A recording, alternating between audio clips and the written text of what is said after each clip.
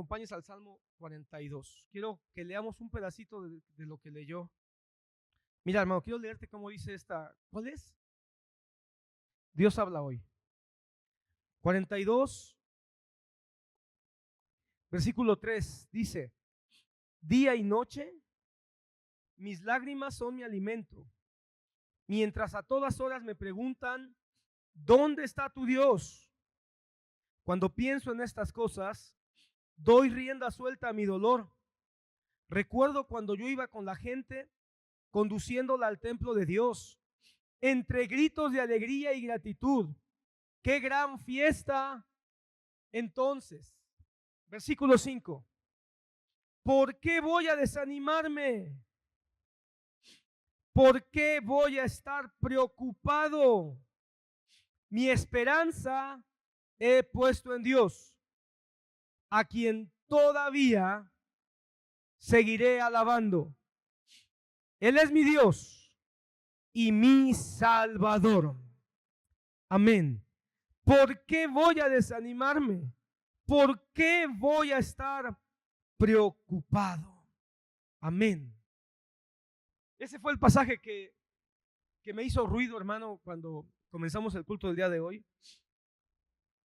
Porque, ¿cuál es el tema de Jesús en el Sermón del Monte, en el pasaje que leímos? El tema, hermano, es la preocupación. ¿Por qué has de preocuparte? Ese es el tema. ¿Por qué has de preocuparte? Hay muchas cosas para preocuparse. Mi hermano, a veces nos preocupamos hasta por lo que no pasa, que nos pasó antes. Es decir, nos preocupamos por lo que está pasando, porque están pasando cosas que son preocupantes. Pero a veces terminamos preocupándonos porque no están pasando cosas que nosotros quisiéramos que siguieran pasando, que siguieran ocurriendo. De alguna manera eso es lo que está diciendo el salmista. La gente le dice: hey, el año pasado tuviste fiesta y hoy no tienes fiesta. ¿Dónde está tu Dios? Debemos de preocuparnos, y alguien puede decir: sí, deberíamos de preocuparnos. Ese es el sentido de este versículo. Hay gente que dice: ¿dónde está tu Dios? Si hay cosas que antes pasaban y hoy no están pasando. Y alguien dirá: ¿deberíamos de preocuparnos por eso? Y viene Dios y dice: no te desanimes, no tienes por qué preocuparte. La gente va a decir: ¿dónde está tu Dios? Pero si tú sabes quién es tu Dios, entonces tú debes de entender que Dios no quiere que te preocupes. Hermano, en Mateo capítulo 6, versículo 25, comienza el Señor esta segunda parte donde habla de no hacer tesoros en la tierra, donde habla de no dejarse llevar por el amor al dinero. Después de hablar de eso dice: por lo tanto, no se preocupen. Luego, hermano, en el versículo 28 dice: y por la ropa, ¿por qué se preocupan? Y luego en el versículo 31, por tanto, no se preocupen.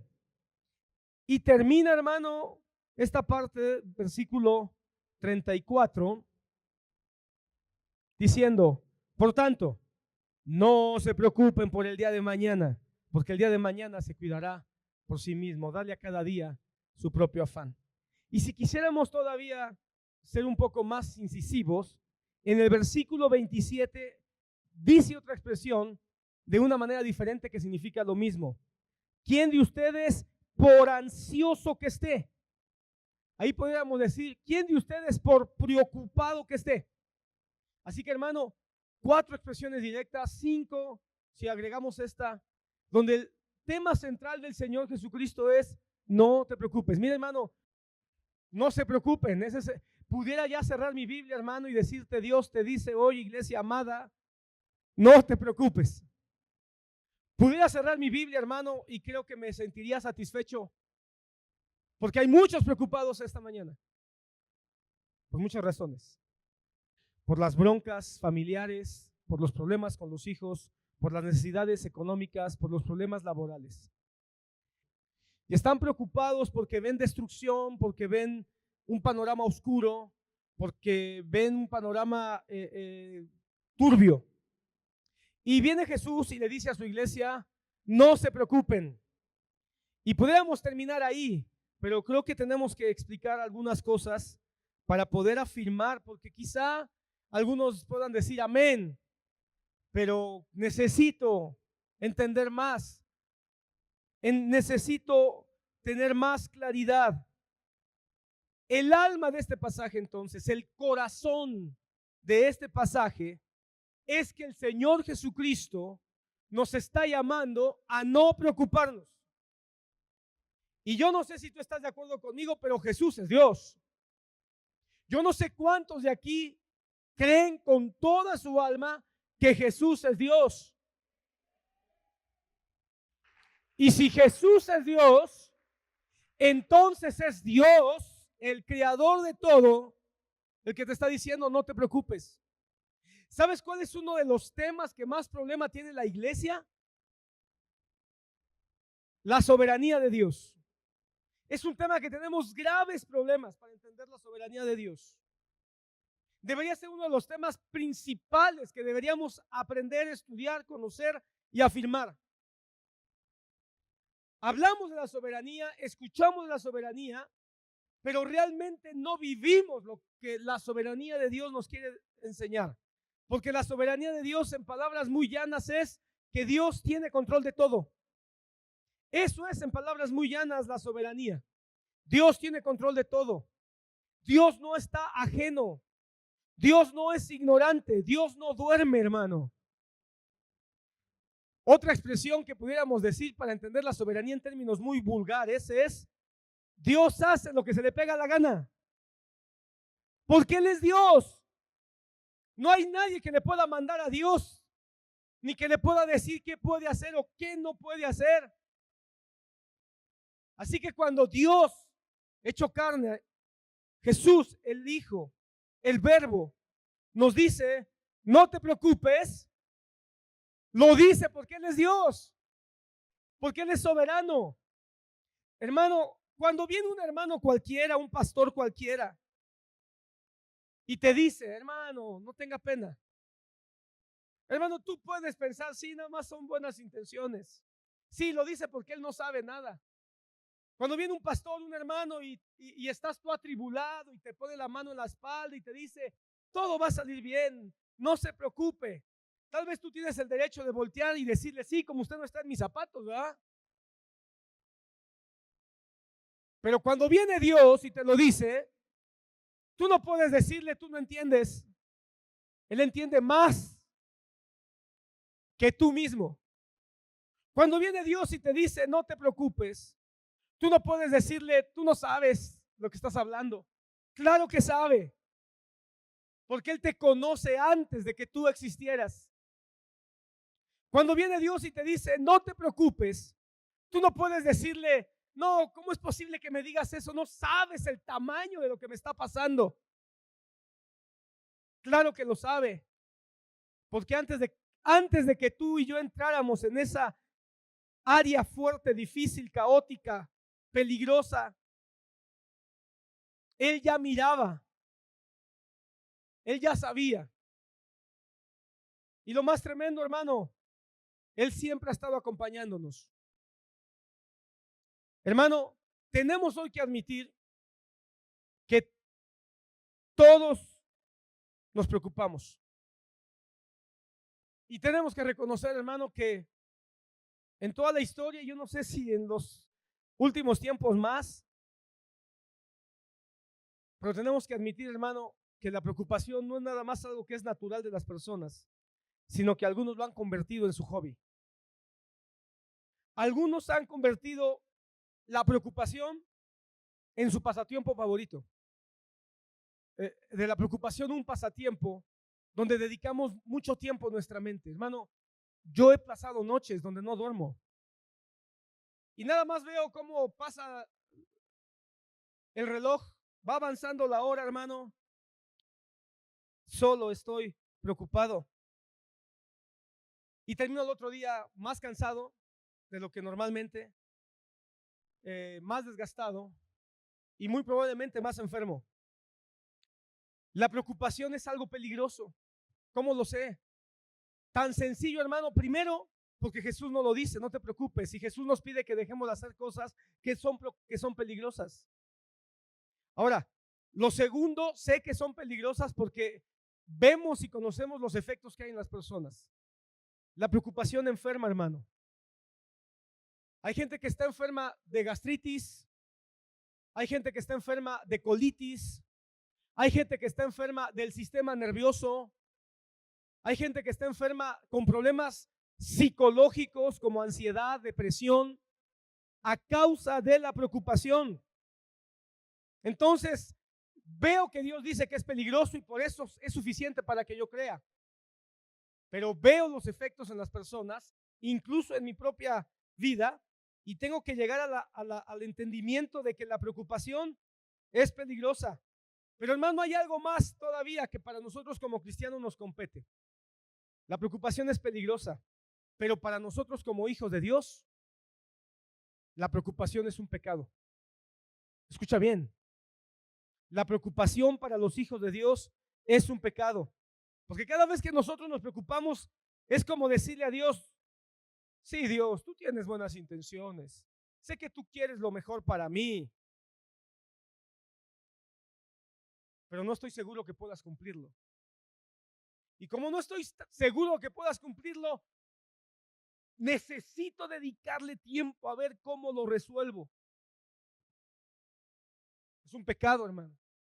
Los cristianos, cuando nosotros nos preocupamos y dejamos que la preocupación domine nuestra vida, estamos pecando contra Dios. Hoy no se habla de pecado. Hoy en muchas iglesias ya no se habla de pecado. Pero necesitamos decir lo que es pecado. Y cada vez que nosotros no ponemos nuestra confianza en Dios, estamos pecando. Los que no son cristianos, los inconversos, ellos viven todo el tiempo preocupados y viven sumergidos en el pecado. Pero nosotros como cristianos estamos llamados a vencer el pecado a través de la palabra del Señor.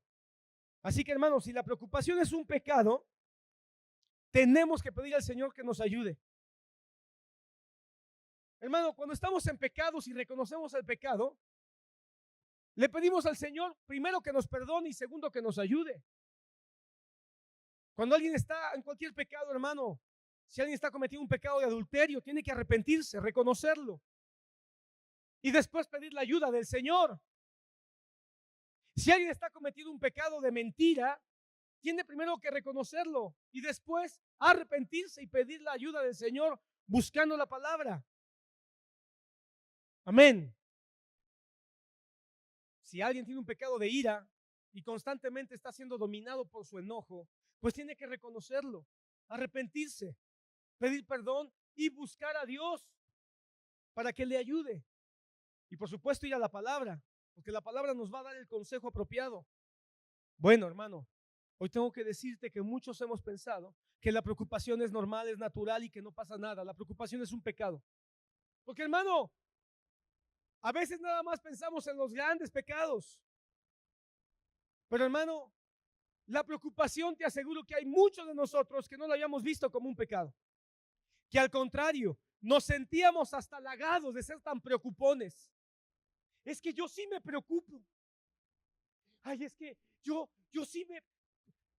no, ni descanso por estar preocupado. Por todos los hermanos de la iglesia me preocupo. Y Dios dice: estás pecando. Si tú piensas que te íbamos a decir: ay, muchas gracias, hermanito, hermanita, por no dormir. Hermano, Dios no quiere que perdamos la paz. A paz hemos sido llamados. El reino de los cielos es justicia, paz y gozo. Así que, hermano, Dios no quiere que vivamos bajo la tribulación de la excesiva preocupación. Así que, hermano amado, la preocupación es un pecado porque la preocupación es no confiar en la promesa de Dios. Cada vez que nosotros nos preocupamos, estamos desconfiando de la promesa de Dios. Casados, escuchen. Cada vez que tú tienes un problema con tu esposo, con tu esposa, y tú dices: hasta aquí, se acabó. Ya no me voy a preocupar más por este viejo ni por esta mujer. Pensaron que iba a decir otra cosa. No, hermanas amadas, no. Si así te dice tu esposo, es su bronca. Yo no te puedo decir así. Y cuando tú dices, no más, lo que está diciendo es, yo no confío en la promesa de Dios cuando me casé con esta persona. O cuando tú te preocupas excesivamente por tus hijos, hermano. Lo que está diciendo es, yo no confío en que Dios tiene un plan para mis hijos. Como Dios no tiene ningún plan para mis hijos, tengo que preocuparme para ver si yo logro hacer de mis hijos algo. Alguien podría pensar, entonces está diciendo que no hagamos nada. No, no estoy diciendo eso. Dios no nos está llamando a no hacer nada. Nos está llamando a no preocuparnos. Mira, hermano, un escritor cristiano dijo acerca de la preocupación. La preocupación es fe en lo negativo, confianza en lo desagradable, certeza en el desastre y creencia en la derrota. La preocupación es desperdiciar el tiempo de hoy para ahogar las oportunidades del mañana con los problemas del ayer. La preocupación, hermano, es no confiar en la providencia de Dios, porque la providencia de Dios es la certeza de que Dios sabe de qué tenemos necesidad. La providencia de Dios es saber que Dios ve antes de que nosotros veamos. Providencia. Recuerda que la providencia tiene que ver con visión previa y con provisión previa o suplición previa. Así que cuando hablamos de la providencia de Dios, estamos hablando que Dios nos ayuda, porque Él prevé nuestra necesidad, y Dios nos suple, porque Él provee. Él prevé y Él provee. Y cuando nosotros nos preocupamos, hermano, dejamos de creer en la providencia. Decimos, Dios, tú no estás viendo. Y decimos, Dios, tú no sabes qué necesito. Ok, entonces, si todos nos preocupamos, todos pecamos. ¿Escuchaste? Si todos nos preocupamos, todos pecamos. Podemos decir, hermano, que la preocupación es parte de la pecaminosidad que el ser humano tiene. Es parte de su naturaleza. Pero esta naturaleza Dios quiere que la sometamos a su palabra. Ahora, quiero entrar al pasaje. ¿Acerca de qué nos preocupamos? Bueno, de un montón de cosas. Pero las cosas que más nos preocupamos, sin duda, son las cosas básicas de la vida. Las cosas básicas de la vida que el mundo, que la carne y que Satanás exacerban. Jesucristo nos va a decir, si aprendes a entregar tu preocupación en las cosas básicas, tienes la puerta para poder entrenar tu alma a no preocuparse por las cosas que no son tan importantes. Mira el versículo 25. Por eso les digo, no se preocupen por su vida, qué comerán, qué beberán, ni por su cuerpo qué vestirán. ¿No es la vida más que el alimento y el cuerpo más que la ropa? Cosas básicas, hermano, qué comer, qué vestir, qué beber. Las cosas básicas, el sustento básico de la vida. Y alguien puede decir, pastor, pero es que eso es legítimo, preocuparse por las cosas básicas. Es legítimo, no tiene nada de malo. Es correcto preocuparse por las cosas básicas de la vida. Todo eso es importante. Entiendo que no debamos preocuparnos por cosas extravagantes o por cosas que no tienen tal vez ni siquiera nada que ver con nosotros, pero por un vaso de agua, ¿no es legítimo? Por el vestido, ¿no es legítimo? Por la comida del día siguiente, ¿no es legítimo? Bueno, viene Dios a través de su palabra y nos dice, Pero eso es pecado para el cristiano. Pero eso es pecado para el cristiano. Es insensato. No es digno de un hijo de Dios. No debe haber lugar para nosotros como cristianos que nos preocupemos ni siquiera por las cosas básicas de la vida, cuanto más por las cosas que pueden ser más exóticas, por decirlo de alguna manera. ¿Por qué? Porque el Señor nos quiere enseñar que Él es el Señor de todo. Dios es Señor de todo. Él es el Señor cuando hay mucho sol. Él es el Señor cuando empieza a haber lluvia. Él es el Señor cuando las hojas se caen. Y Él es el Señor cuando no hay hierba ninguna más que pura nieve blanca cubriéndolo todo. Y es bueno, hermano, porque Él no está dormido en ningún momento. Y la vida del ser humano, la vida del matrimonio y aún la vida de las iglesias pasan por primaveras, pasan por veranos, pasan por otoños y pasan por inviernos. Pero Dios está presente en cada momento. A veces nos preocupamos porque estamos en otoño. Se caen las hojas, hay pérdidas, hay poda. Y decimos, ¿dónde está Dios? No, Dios está ahí porque Él es Señor de todo. Cuando nuestra vida no está tan fuerte, cuando estamos con desánimo, cuando nos encontramos en batalla, cuando sentimos que hay algo que no nos impide avanzar, nos preocupamos y decimos, ¿dónde está Dios? No, ahí está Dios contigo, aunque te sientas en otoño.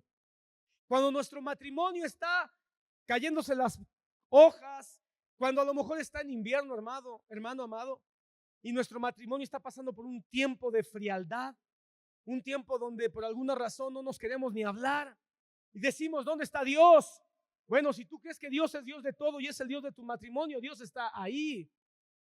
Cuando la iglesia está siendo podada y se empiezan a caer hojas y no nada más se caen, sino que son llevadas por el viento a otros lugares, decimos, ¿dónde está Dios? Dios está en la iglesia, aunque la iglesia sea podada y estén cayéndose hojas de sus árboles. Porque después del invierno, debajo de la nieve en tu vida, debajo de tu matrimonio, debajo de la nieve de tu matrimonio y debajo de la nieve de tu congregación, están escondidas las semillas que van a brotar cuando venga el ciclo correcto, y Dios, que tiene cuidado de todo, permita que tu vida vuelva a tener primavera y sientas que tu oración otra vez es fogosa, que tu búsqueda con el Señor otra vez es apasionada. Dios va a visitar tu matrimonio cuando venga el tiempo en que tú y tu esposo, tú y tu esposa puedan entrar en un estado de arrepentimiento y de conciencia de que tienen que permitir que Dios trabaje en ustedes, y su matrimonio va a reverdecer, su matrimonio se va a reestabilizar, porque están permitiendo que el Espíritu Santo trabaje y va a venir las flores nuevamente. Y la iglesia, hermano, toda iglesia, hermano, que está buscando la palabra de Dios con compromiso y pone a Cristo como el centro de su vida congregacional, va a reverdecer. No importa la pandemia que haya, no importa la nieve que sacuda o que cubra, porque Dios es Dios de todo. Nos preocupamos cuando hay invierno, pero Dios dice, aunque sea invierno, estoy ahí. Por eso es pecaminoso para el cristiano. Hermano, yo me he llegado a preocupar últimamente. ¿Sabes por qué? Por algo de lo que voy a hablar ahorita en unos minutos. Me he llegado a preocupar por el tiempo, porque el tiempo avanza. Y he llegado a tener momentos donde mi preocupación dice, Señor, ya no tengo los 20 que tenía, los 30 que tenía. Y cómo quisiera tener más juventud para tener la fuerza y la energía. Hermano, me preocupa que ya no me puedo desvelar. Me da la 1 de la mañana, hermano, y si me duermo a la 1 de la mañana, por la razón que sea, el otro día ando como sonámbulo. ¿Y sabes cuál es mi preocupación?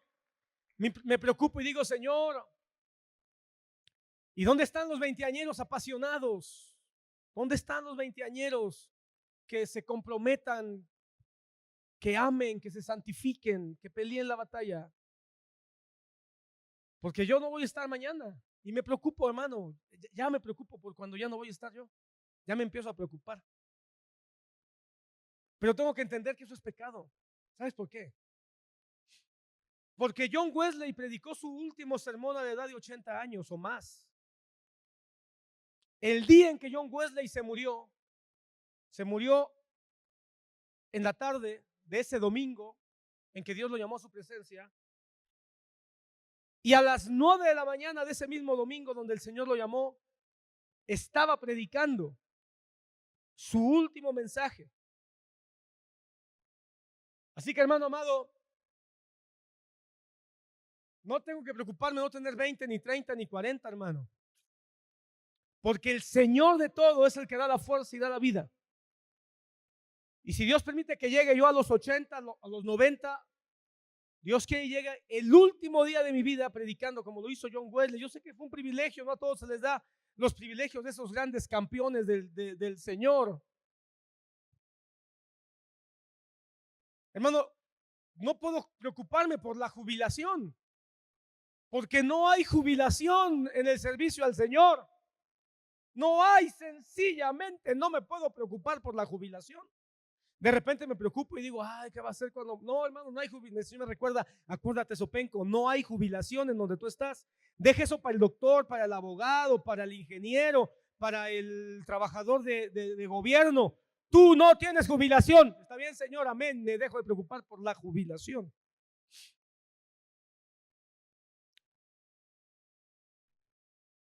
El Señor quiere ocuparse de esa área. Y por eso le dedica un tiempo especial en el Sermón del Monte.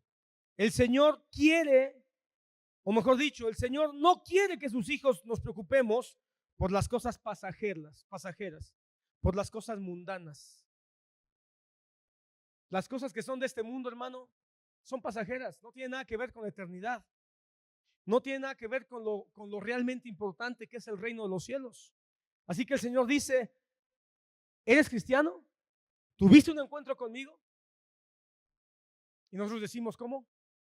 Amén. Entonces debes de entender que fuiste llamado para que te enfoques en lo eterno, te enfoques en la vida de Cristo, te enfoques en la vida del Espíritu, porque yo me voy a ocupar en las cosas que son propias de tu humanidad. Él quiere que pongamos las cosas no en la tierra, sino en las cosas de arriba. Eso dice la palabra. Pablo dice, poniendo nuestra mirada en las cosas de arriba, en todo lo justo, en todo lo bueno, en todo lo santo, en todo lo que tiene buen nombre. Y nada de eso es en la tierra. Todo lo que es propio de la tierra y de los seres humanos no tiene buen nombre, es indigno, es sucio, es podrido. Por eso el Señor dice, pon la mirada en las cosas de arriba. Ahí está lo digno, ahí está lo santo, ahí está lo bueno, ahí está lo que tiene buen nombre. Él quiere que hagamos tesoros ¿en dónde? En el cielo. Y hacer tesoros en el cielo es hacer tesoros en su palabra, en su vida. Hacer tesoros en crecer en la fe, crecer en la esperanza, crecer en la oración, en la devoción. Él quiere entonces que busquemos el reino de Dios. Y para poder liberarnos y enfocarnos en esto, nos dice, déjame que yo me encargue de las cosas básicas de tu vida.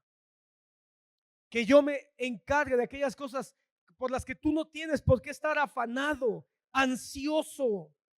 Piensa en las cosas celestiales.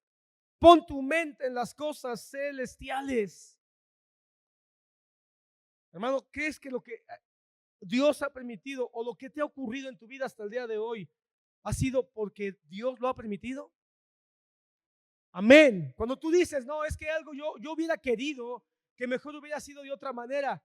No, hermano, Dios permitió que ocurriera como ocurrió.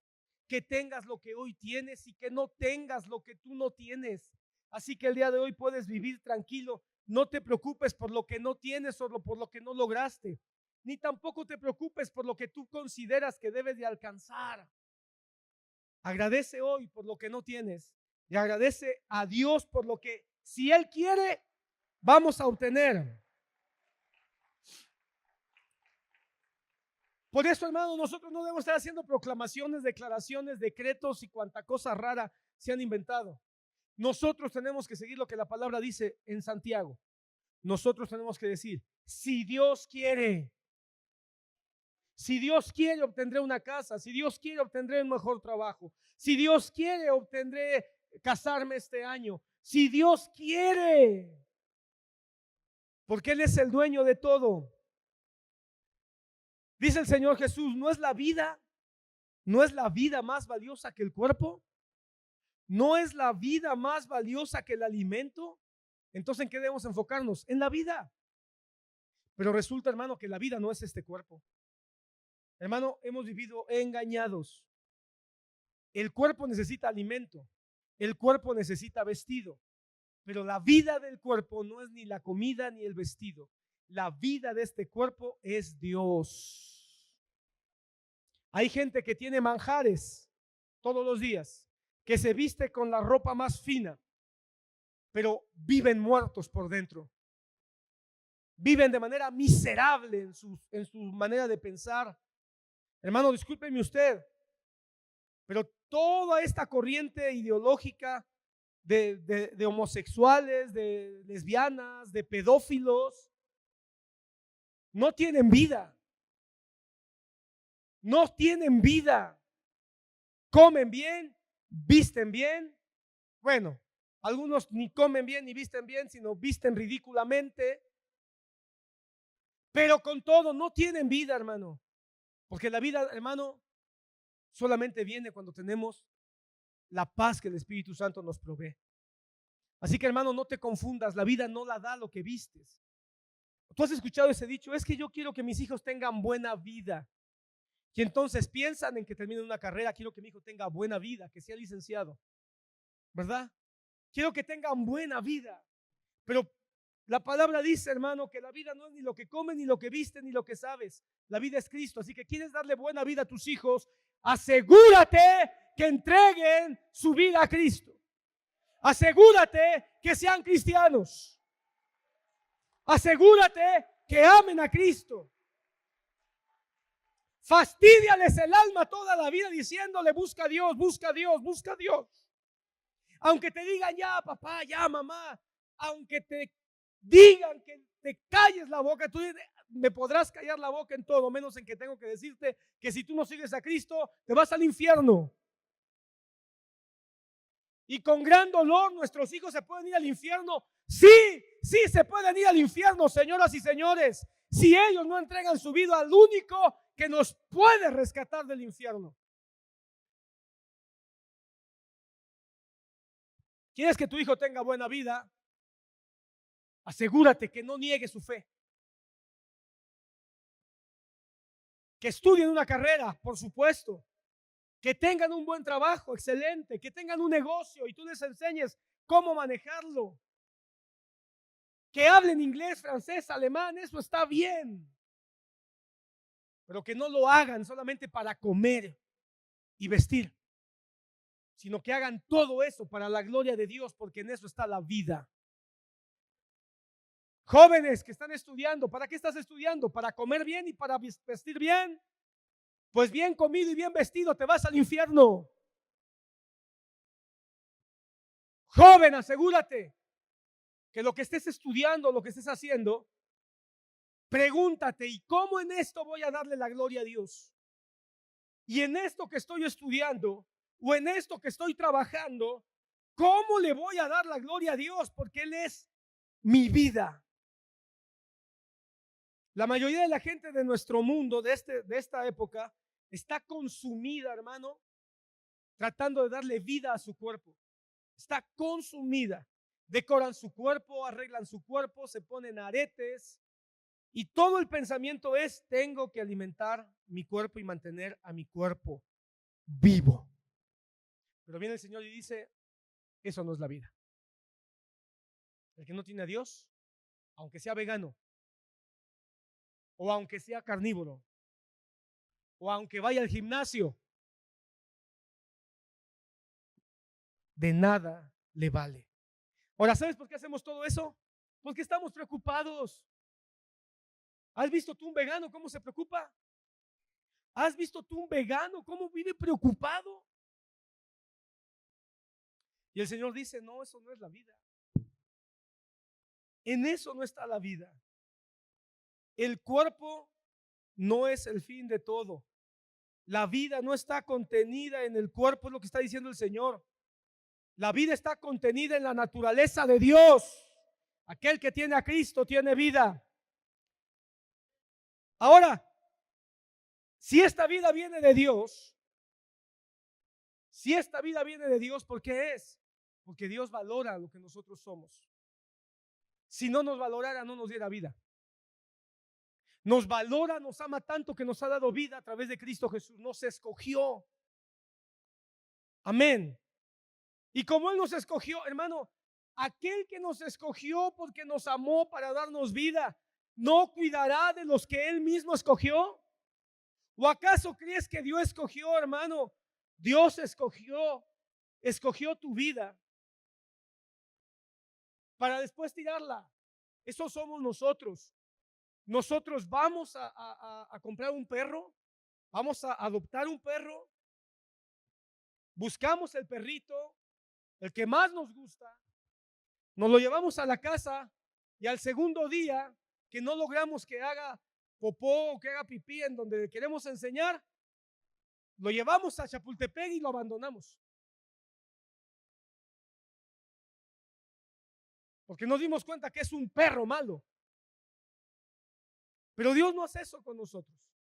Dios, una vez que nos ha escogido, nos cuida, es paciente, nos procura, nos ayuda, nos instruye, nos alimenta, nos guía. ¿Sabes cuál es el mejor ejemplo por el cual nosotros podemos estar tranquilos en que podemos confiar en que Él es nuestra vida? En el mismo capítulo 6, hermano, un poco antes, Jesucristo dijo, ustedes cuando oren, oren así, Padre nuestro, Padre nuestro.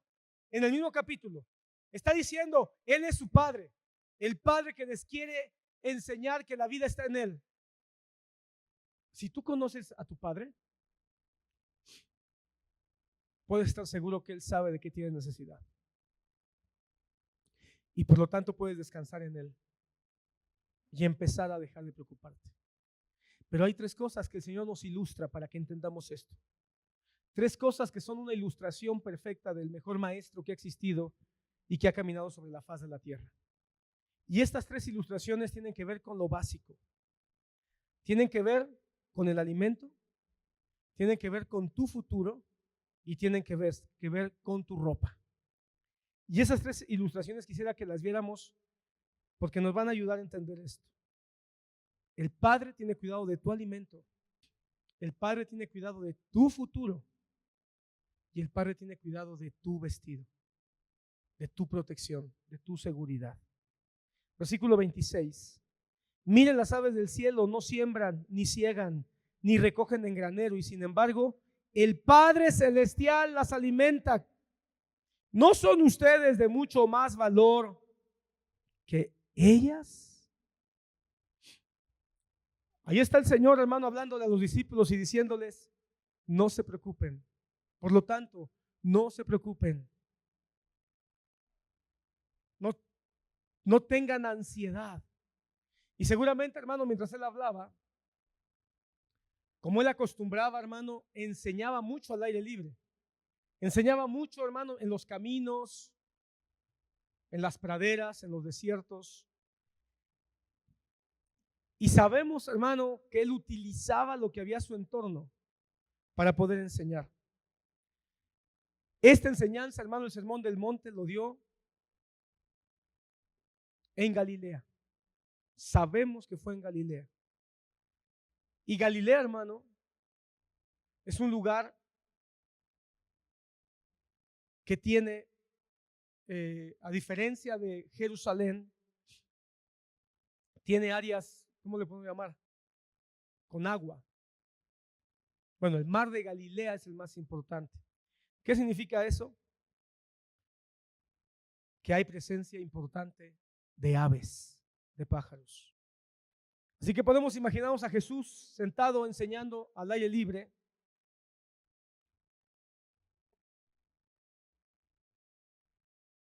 Y mientras él está enseñando en ese lugar, muy probablemente pájaros surcaron el espacio, cruzaron por encima de donde estaban ellos o quizá por detrás de donde estaban ellos. Y es entonces que él puede decir, miren las aves. Cuando él dice, miren las aves, no está alegorizando solamente, sino muy probable y seguramente él está diciendo, volteen, ahí están las aves. Vean esas aves migratorias, vean esas aves que surcan el cielo y que van quizá a posarse a los árboles. Mírenlas, aprendamos de ellas. No siembran, no cosechan, no recogen en graneros, pero vuestro Padre Celestial las alimenta. ¿No valéis mucho más ustedes? Toda ave, hermano, hay que analizar un poquito esto. Toda ave, al igual que tú y que yo, ¿por qué vive? Porque son criaturas de Dios. La vida de las aves viene de Dios. ¿Estamos de acuerdo en eso? Entonces Dios es el que le da vida a cualquier ave. Un vil pájaro me causó preocupación. La palabra dice que Dios se preocupa por los pájaros. Por todos los pájaros, hermano. Por eso te digo que me siento bobo diciéndote esto, porque alguien dirá, pero cuando Dios dice eso, Dios lo dice. A Él le preocupan las aves del cielo. Las aves no tienen que preocuparse una vez que Dios les da la vida, que nacen de sus huevos. Las aves no están ahí afanadas. ¿Cuál es mi plan? ¿Cuál es mi propósito? ¿Qué va a ser de mi vida en 5 años? La famosa pregunta, ¿verdad? Que los psicólogos de hoy dicen, ¿dónde te ves en 5 años? Y ahí está uno. ¿Dónde te ves en 10 años? Y ahí está uno preocupándose. No estoy diciendo que no sirvan esos diagnósticos. Lo que estoy tratando de decirte es que los pájaros no se preocupan de eso. No tienen un plan de vida que esté angustiando sus pobres mentes. Ni siquiera tienen conciencia de sí mismos los pájaros como nosotros la tenemos. No razonan. Pero Dios implantó en ellos algo que se llama instinto, ¿verdad que sí? Y a través de ese instinto que Dios los puso como parte de su diseño, los pájaros encuentran lo necesario para vivir. Hermanos, esto no es un llamado a la flojera, ¿eh?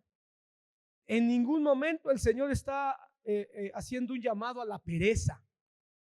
Porque, hermano, lo que está diciendo es, las aves no se preocupan. Saben que van a encontrar, porque un ave trabaja. El pájaro gordo que te platico ayer estaba chambeando, porque estaba buscando comida ahí. Cada saltito que daba, picoteaba y agarraba algo.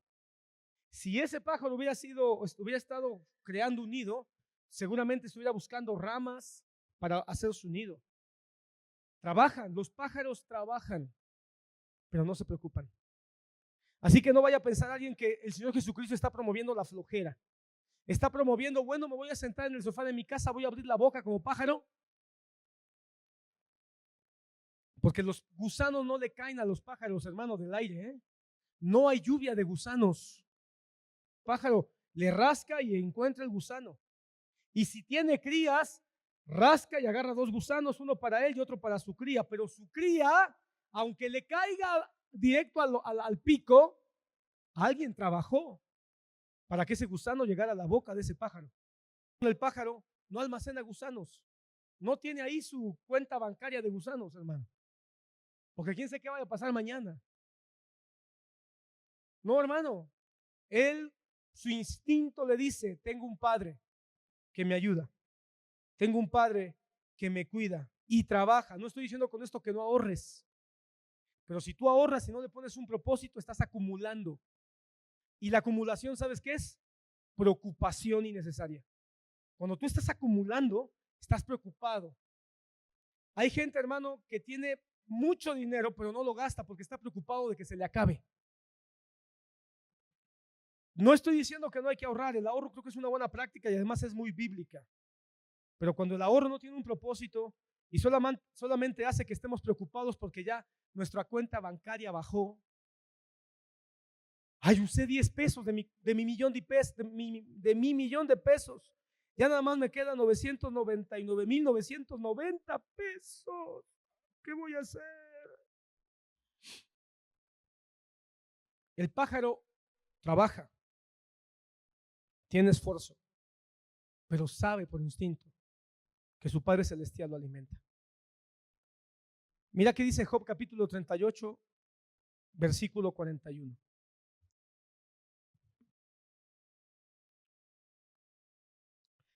¿Quién provee para los cuervos su alimento cuando sus pequeños claman a Dios?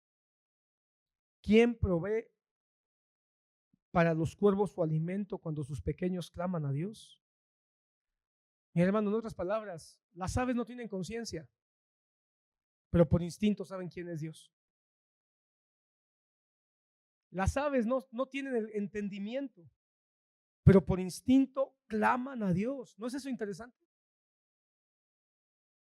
Claman a Dios, hermano. Él es el Dios creador que le da instinto a la mamá del pollito para que su mamá trabaje y encuentre el gusano y le lleve el alimento hasta el nido. Si eso es así con las aves, cuando claman en su instinto, ¿cómo crees que responderá Dios a sus hijos cuando por entendimiento y conciencia clamen al Dios, a su Padre, en medio de su necesidad? ¿Qué tienes que hacer entonces cuando la preocupación te ataque? Clama. En vez de preocuparte, clama a Dios y di: Señor, tengo necesidad. Amén. Da un aplauso al Señor.